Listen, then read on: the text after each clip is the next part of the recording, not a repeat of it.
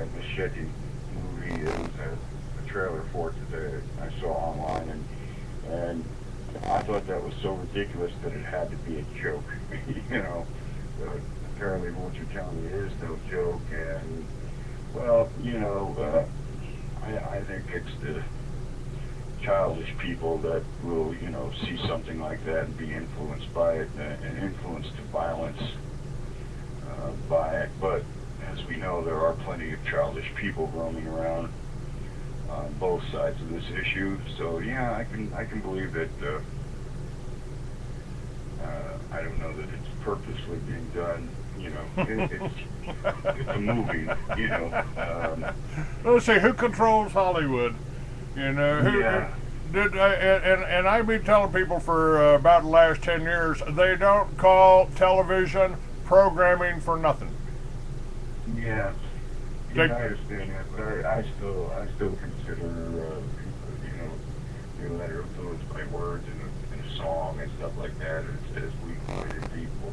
And but I believe perception is that most Americans are weak-minded and can be swayed by such media. But fortunately, I consider myself not one of them. So well, let me try to counter that. You may be right. I think there's a little bit more purpose behind it. I think the middle class of America is being brought down, and that's why they're running all these illegal aliens in there. Not only does it hurt our economy, not only does it take money, not only are they sending money back to Mexico, but I'm sorry. I just feel a little bit moved to poetry here. Oh, absolutely, and you go back to the problems. I lived in Tucson on and off for almost 30 years, and it isn't just the cost of social services and imprisoning illegals and stuff. It's the wage suppression of having so many people willing to work for basically half wages of what anybody else works for. Yeah, a new form of slave labor that they can use against the productive American people. Let me do my poem here. Let me do this poem. I cross river, poor and broke. Take bus, see employment folk. Nice man, treat me good in there. Say I need, go see welfare. Welfare say you come no more. We send cash right to your door. Welfare checks, they make you wealthy. Medicaid, it keep you healthy. By and by, got plenty money. Thank you, taxpayer dummy. Write to friends in motherland. Tell them come fast as you can. They come in buses and Ford trucks. I buy a big house with welfare bucks. They come here, we live together. More welfare checks. It gets better. 14 families, they moving in.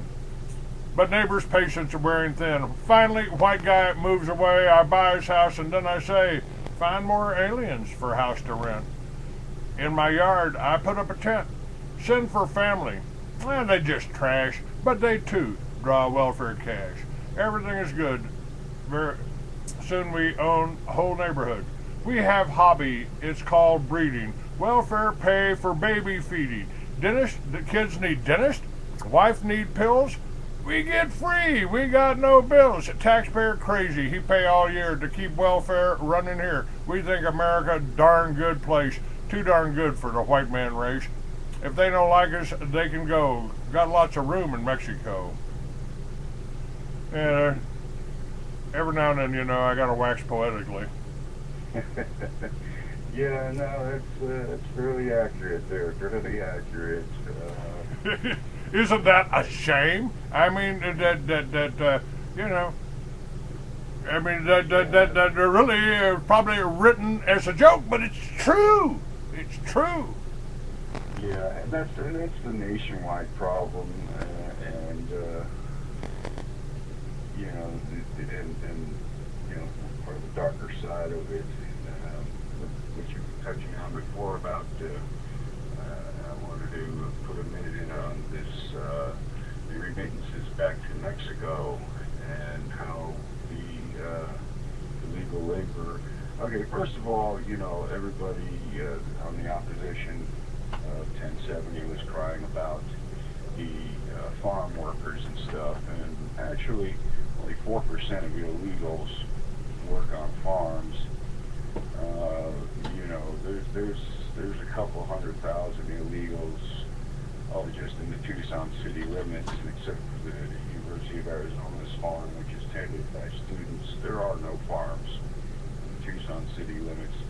They do skilled labor jobs, construction, drywall, tile, roofing, and they do these jobs for like $6 or $7 an hour, whereas someone like me, look to do these kind of jobs and hope to get,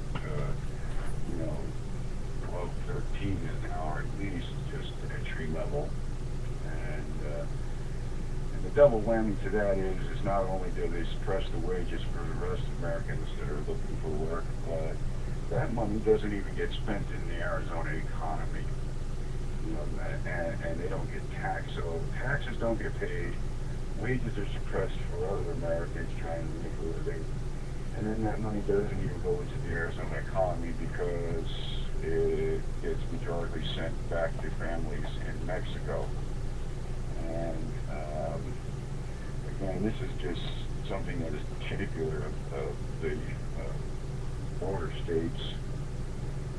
It's not just the border states. These 30 million illegals that are here, at least 30 million, they're up in Maine, for God's sake. They've gone all over the country.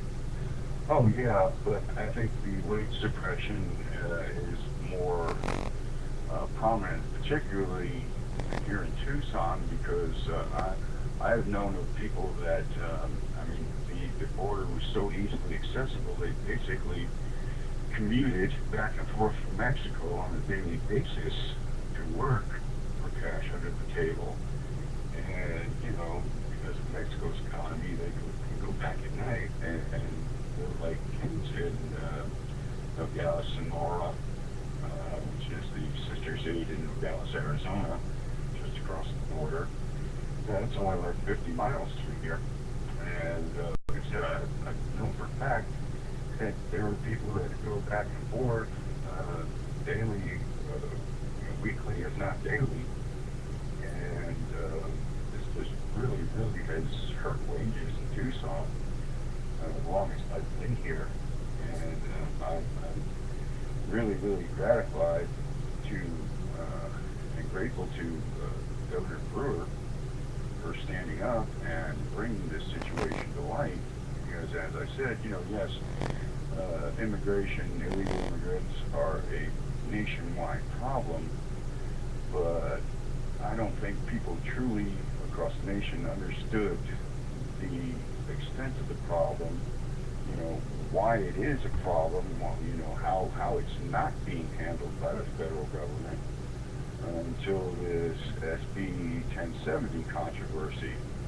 Everybody knows, oh yeah, there's illegals, but they really had no idea the extent of the problem and, the lack of participation of our own government in halting the problem. All right, let me ask you about one of these other problems. Now, I was involved in presidential politics, and I was with Charles Collins when he was running for president in 1996. You never heard of him probably, because every time he got up to speak at any Republican conventions, every cameraman on stage turned their cameras off, pointed them at the ground, so nobody in America knew Charles Collins was telling us that we could buy back the Federal Reserve. But what is making headlines right now is the drug war, the drug cartels down in Mexico, the killings along the border there. Thousands of Mexicans have died in these murders with these drug gangs, and frankly, Pete, I don't think there's any drug gangs. I don't believe there's any drug gangs, because in my book, Mystery Babylon, I document how I got started on this in the first place. And that was during the Iran-Contra affair. There was something called Operation Watchtower.